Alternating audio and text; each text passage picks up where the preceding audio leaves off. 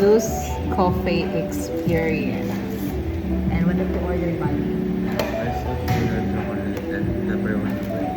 What's this? It's an Ice Australian chocolate. And then, wow! Ang sarap naman ng food ni Kuya.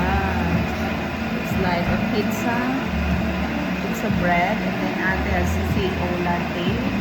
Same with mine.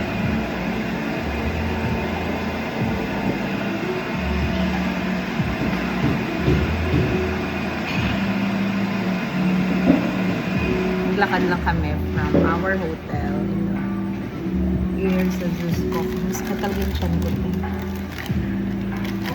Yung dito ko. Siguro yung spicy po. Baka nag-acid ako.